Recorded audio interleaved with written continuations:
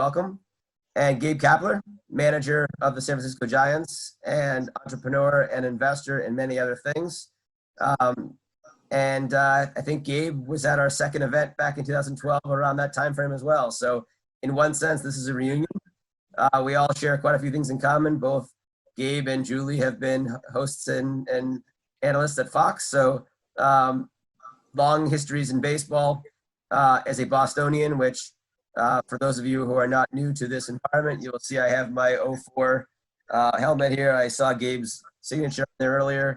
Gabe and I met when I was at Major League Baseball. We did an early deal in eGraphs, so I went deep into my coverage to go find fun stuff to make this conversation apropos. But it's a pleasure to welcome both of you onto Sport Hiatus and onto Global VC. I just want to give a 2-minute intro to anyone who's new, that we are all about super connecting sports executives, sports entrepreneurs, and sports media and technology investors, entrepreneurs, and executives. So that's what we're about.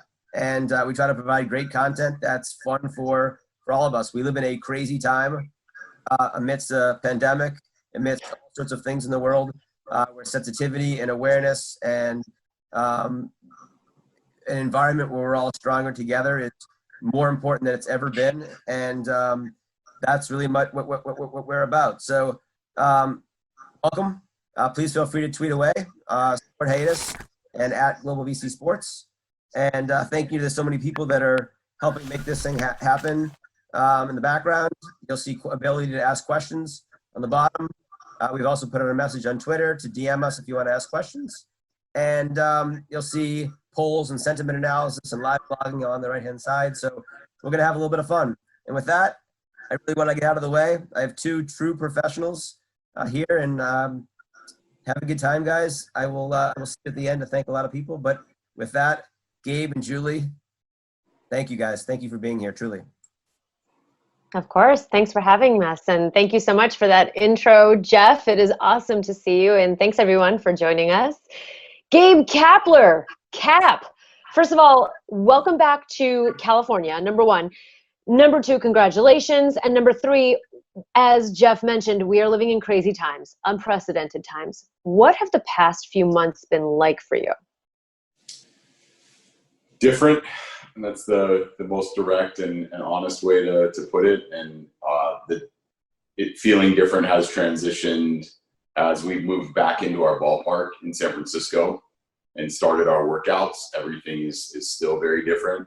Over the last couple of months, we found different ways to connect. So we've utilized technology like Zoom, obviously, but we found various ways to follow each other's families and use social media to learn about players welcoming babies into the world and watching children take their first steps, by way of example.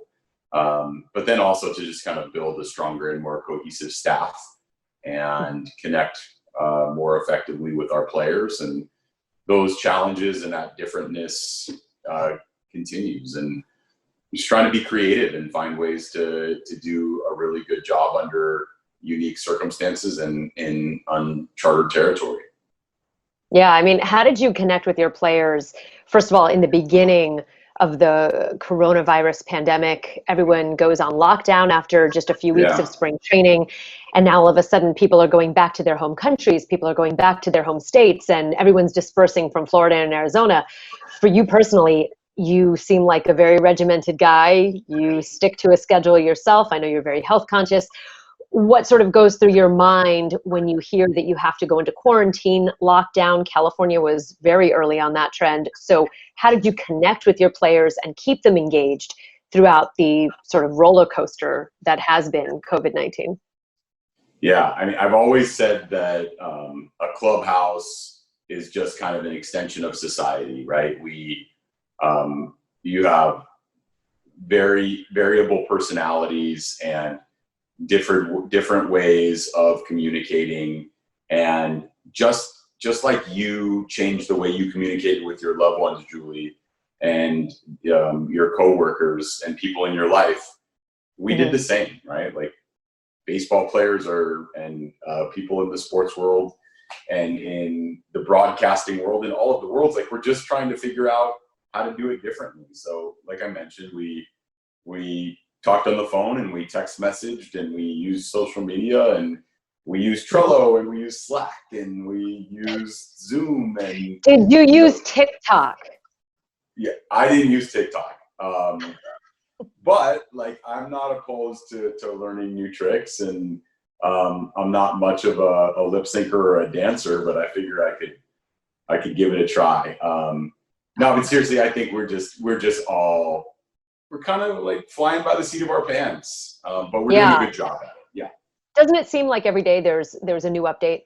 I mean, one day baseball wasn't coming back. Then there was so much back and forth. It was a veritable roller coaster as far as will there be a season? Won't there be a season? Here we stand 7 days till opening night, which you guys get the distinction of opening night. So we've got 7 days. It is 7 days. Wow. 7 days until opening night. And then, of course, 8 days for everyone else for opening day. But you get to return back to your old stomping grounds in Los Angeles, taking on the Dodgers. You've named Johnny Cueto as your starter versus Kershaw. But you also have some questions as well. So first of all, I want to talk about Cueto. I also want to talk about Buster Posey has opted out for personal reasons, which, by the way, just for the record, I stand with Buster. I think he's a very brave person, and I absolutely commend him for doing what is right for him and his family. But you do have an open spot for who your starting catcher is going to be. It seems to be a 3-horse race. You've said it's going to come down to the wire. What's going to go into that decision? And can you give us any hint as to what you're looking for? Sure. On the catching side, we have 3 candidates, all that are fighting hard already in camp. And Tyler Heineman is a good all-around catcher. He's a pretty good receiver and has a good throwing arm. But more than anything else, he's smart, right? He's got great recall. He knows how to implement a game plan with our pitchers. Last couple of days, he's been doing things like laying down bunts, and he had a delayed steal of third base in yesterday's game, and he was able to talk through it intelligently. He's got a good head on his shoulders and good instincts. We have a kid in camp named Chadwick Tromp, who has no major league experience, was with the Reds as a minor leaguer, and in 2019 took a big step forward with the bat. He implemented a leg kick, and in camp he's been driving the ball, really hitting the ball with authority, and he's also got the ability to lead a pitching staff. And then Rob Brantley is kind of the third candidate for our opening day roster, and Rob is a left-handed hitting catcher who has some major league experience. We were together in Philadelphia. He was our AAA catcher and had a nice offensive year, looks over the baseball well, took some walks in AAA for Lehigh Valley, and he's done a nice job in camp for us as well. And I agree with you. I thought Buster's decision was admirable. I thought it was well thought out. He had 2 premature babies and adopted babies, and he wanted to devote his time to his family and make sure that he kept his family safe. I have a lot of respect for that decision, and I know it wasn't easy because he wasn't able to play this season, and at the same time, I think it was an easy decision to protect his family, and I support that as well. Yeah. Well, speaking of being protected, what is sort of what is the temperature, for lack of a better term? What is the temperature in camp right now? We're calling it summer camp, this truncated sort of spring training part 2. What is the sort of overall feeling? Are guys talking about coronavirus? Is it on the tip of everyone's tongue, or are you just kind of going out business as usual? I think a little bit of both. So the first couple of days in camp, you have a mask on and you're looking around a Major League Baseball field and you have a bunch of players with masks on, and it just looks a little bit different. And everything feels just a little bit different than it normally does. And then as the days go by and, your routine is walking into the ballpark and first testing, right? We're testing every other day. So we're sitting down at picnic tables and, spitting into tubes, and then we're shaking these tubes with this blue liquid and then putting the tubes in bags and they're getting sent off to Wait, the so you're testing not doing the facilities. nose test? You're not doing the touch your brain, touch them all test? No, our tests they're just saliva tests. And Oh, okay. Then I don't feel bad for you guys. Okay. I no, was you like should. feeling really bad because I was like, God, those tests are so gnarly. Like they just go all the way up there. Okay. I've taken one of those tests too, and it for me, like it wasn't that big of a deal, but I totally understand. Makes your eyes water, and it's just kind of strange to have a long Q-tip like somewhere up in this area. Yeah, but your pain tolerance is like different than the average human because like you lift weights and like go to the gym and like work out and stuff. Maybe I don't know anything about that, but like, you know. maybe, but maybe it's just like, just kind of relax your way through it. I'm not sure. But yeah, like, so this becomes our new normal, right? We're testing every other day. We have masks on. And in a lot of ways, like, we're pretty lucky to be out on a baseball field with the sun shining at 75 degrees in San Francisco every day. I just don't feel like anybody's going to feel bad for our situation, right? It's different. We're learning how to deal with it. And honestly, I feel privileged because we have so many people, not just in baseball operations for the Giants, but stadium ops people, business ops people that would absolutely do anything to be at the ballpark every day under any circumstances right now. So just kind of lucky, and we know it. So just kind of lead with gratitude every day, and that makes the day feel a whole lot better.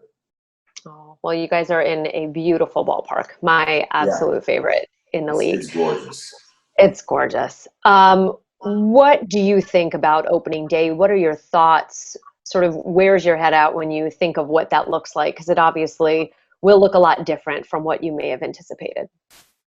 Yeah, I mean, I think it's going to be a really interesting day. It's going to be the first time I've ever played in or been a part of a game in a ballpark where there's no fans. And one of our mental skills coach came to me and he was telling me about a Nike campaign years and years ago with the slogan, like, greatness doesn't require an audience.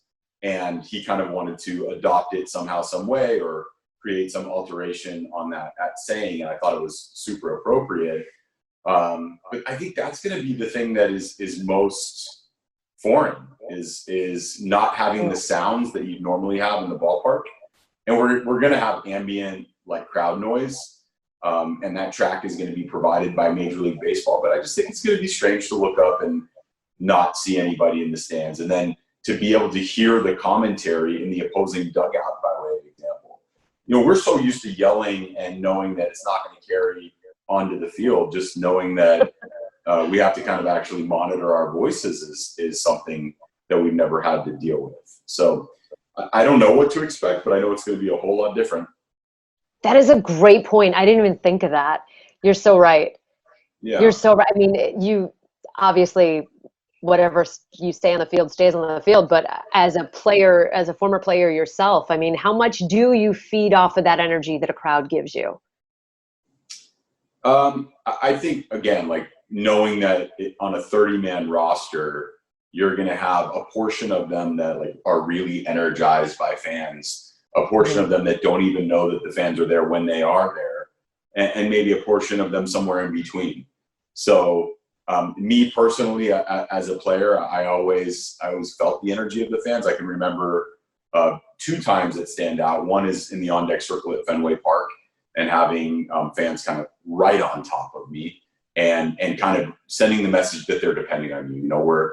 We're depending on you was verbalized, right? So you kind of, that heightened sense of urgency, the heart beating a little bit faster as a result, that's obviously going to be removed from the stadium now. And then in Dodger Stadium, I felt the same thing, being back in my hometown in Los Angeles. And this was coming in for the first time as a Texas Rangers player, but really feeling like family was in the stands, like people that I had known since I was a child, and feeling like them surrounding me too. So yeah, I've had moments, and I think there are many players who feel the same way. Well, 60 games, much different from the usual 162. Does it level the playing field at all? I think it does. So I think the way it levels the playing field is normally at the end of July, you kind of you take note of where you are, right? Like you're either in it or you're ahead or you're not close, and everybody's gonna be in the same starting spot, right? Like so. Everybody's kind of in a playoff race immediately when the season begins, and I think that's pretty exciting. Yeah, is that weird? Like as a player, you have, you've got 162. So, it's like you feel like you play, not that you would ever, lax or just hit cruise control, but you have a little bit of leeway. Games in late April or May, does it really matter? Now it's like every game counts. I know you're big on bringing the intensity. How do you implement that competitive nature and bringing that intensity with your guys on the field? Yeah, I mean, I think everybody knows that every game is a playoff game. And I think our players have already demonstrated that they're willing to be flexible and take on more creative roles than they have in the past. I have a lot of respect for that.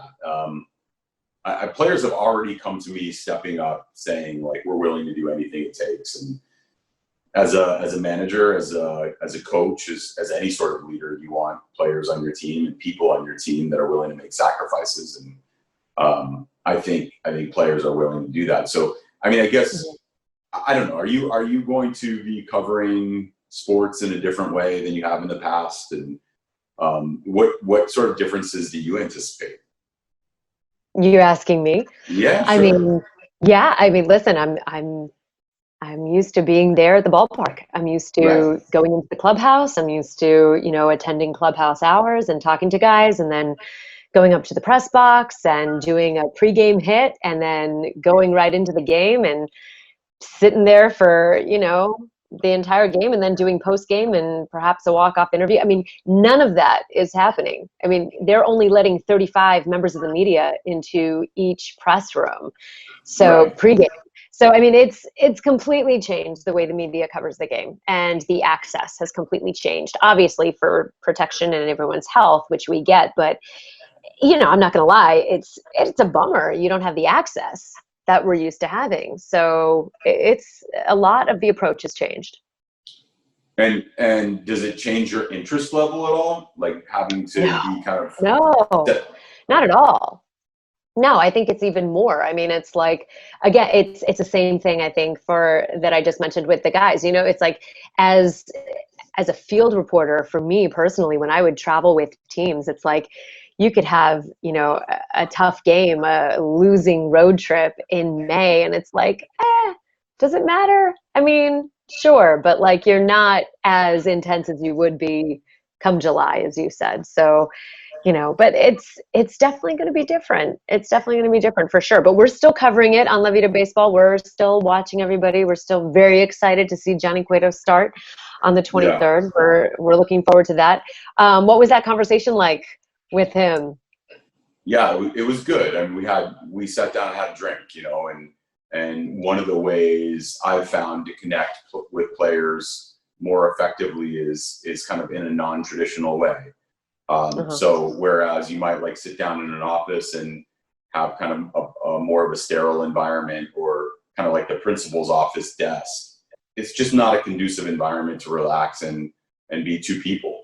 So in the past, and the more I do this, I think the better the conversations are. Try to get away from the ballpark. In this case, it was actually at the ballpark, but had a nice bottle of scotch, and we broke it out and had a drink, and just talked about his expectations for the season, talked about what that first start would look like, and then subsequent starts. And I'm not going to get into too much detail, but certainly we walked out of the room both feeling like the best thing for the Giants, the best thing for Johnny Cueto, and for our season was to have him start on opening day in Los Angeles. It's fantastic. Yeah. Now, you have so much experience doing a very wide breadth of things. What experience in your past do you think prepared you best, if not playing, for being a manager? I think it's a combination of a number of things, but I think probably being in the kitchen with listening to my mom and dad have a conversation, listening to them navigate through difficult times, watching my mom on the phone with an airline trying to get $25 reduced from an airline ticket because she didn't get the treatment she was looking for on the flight. Everyday things that happened in my household growing up, and watching my mom and dad pick through those and kind of navigate life is probably, I think being a good leader, being a good coach, a good manager is about communication and being a good listener, and being responsive to the needs of other people. So yeah, I don't think there's anything that prepared me for this job more than just watching my parents interact. I also think, watching great managers over the years is probably a more exciting answer that, most people expect to hear.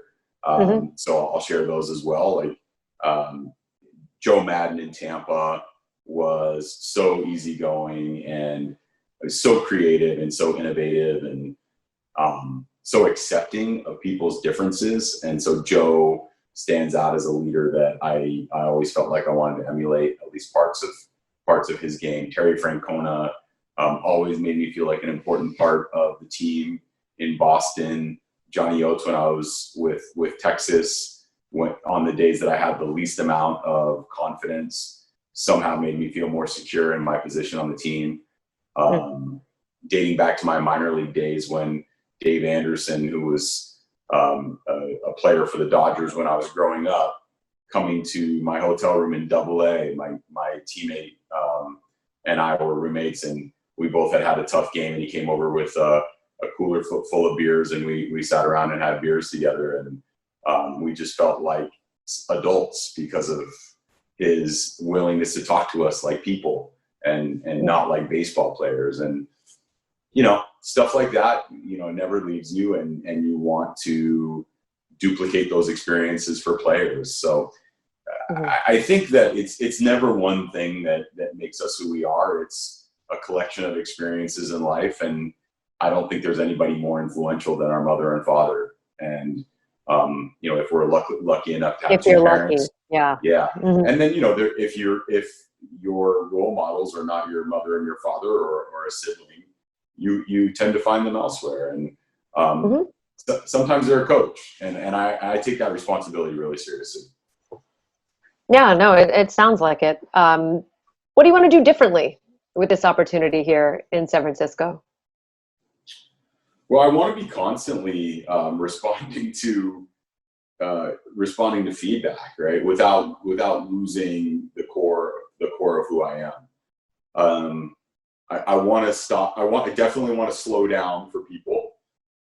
I think my natural inclination is to get to everything I need to get to in the day. And sometimes that entails a laundry list of things. And sometimes I blow past a really important conversation because I'm so focused on completing my task list for the day. And so I guess one major change that I've decided to make is to slow down a little bit. And I continue to have to remind myself to do it, but just stay with the conversation as long as the other person needs you to stay in the conversation. Don't have anywhere to go. Don't have anything to do. Even if you have 18,000 things to get through, for that person, that moment is really important. And just getting lost in it with them is really helpful, I think. Well, speaking of meaningful conversations, you were one of the few MLB managers to come out and have your voice be heard and use your platform in support of Black Lives Matter, in the social justice movement that is happening, and the racial reckoning that is going down in this country right now. Why is this cause so important to you? What made you want to come out and have your voice be heard? And what is it that you want your team to know moving forward as baseball goes into this new era? So, this will go back to the parental influence thing. My mother and father were both civil rights activists. And so, I grew up in a house where there was a lot of swearing, but straightforward swearing, like just the cuss words that you think of when you think of swear words. But the one thing that was was completely unacceptable in my household was anything that was derogatory, anything that was discriminatory. Mm-hmm. Racism just didn't play in my house, and my dad was super strong on that.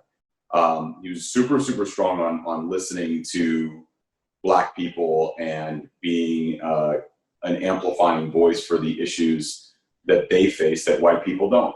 And that, like, I think he understood his privilege as a white man, and I'm learning more about my privilege as a white man in a position of relative power in a baseball organization, and how important it is for me to amplify Black voices and the issues that they face that I don't.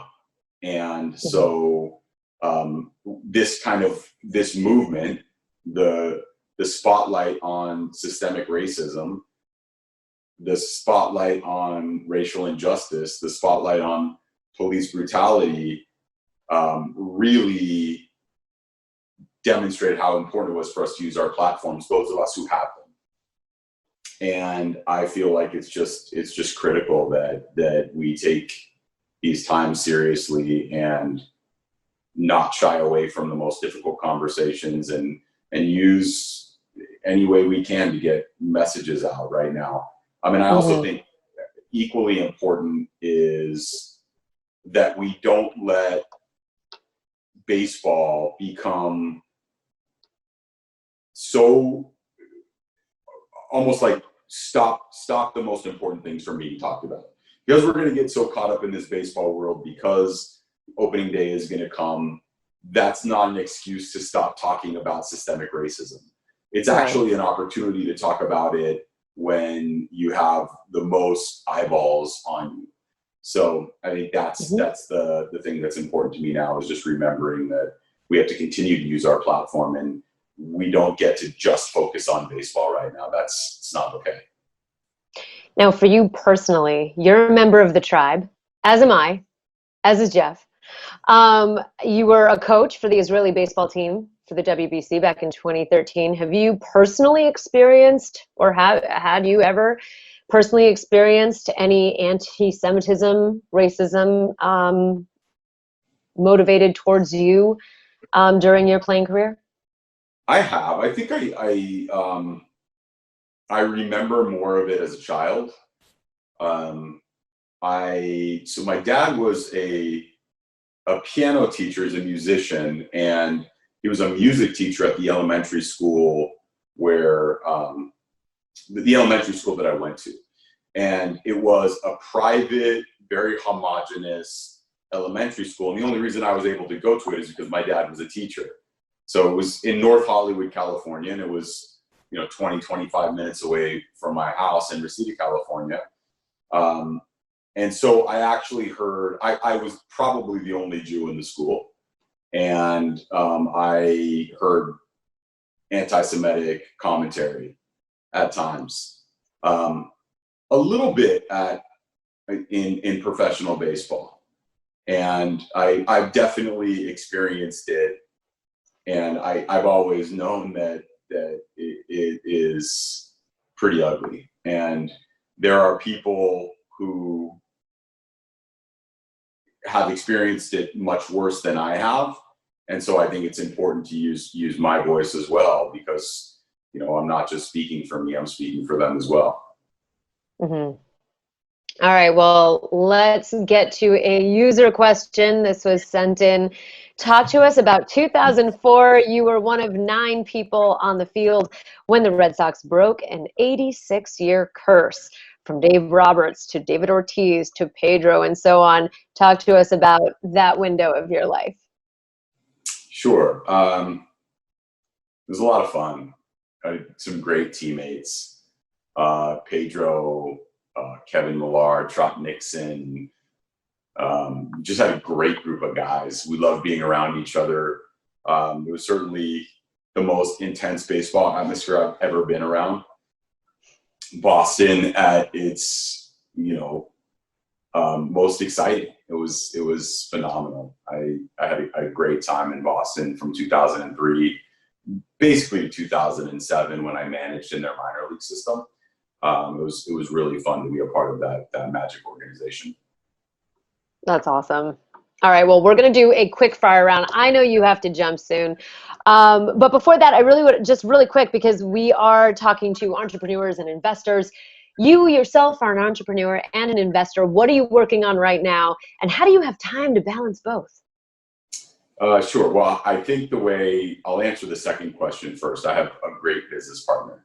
Her name is Stephanie, and she handles most of the day-to-day operations of we have a real estate business together in Southern California, focused in Inglewood, California.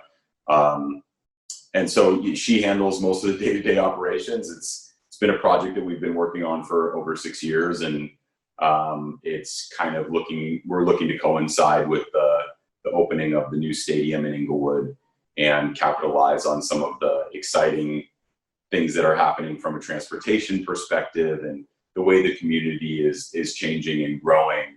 And we're also very interested in investing in the social issues that are happening in and around South Los Angeles. And Inglewood is an amazing place with incredible culture and food and people.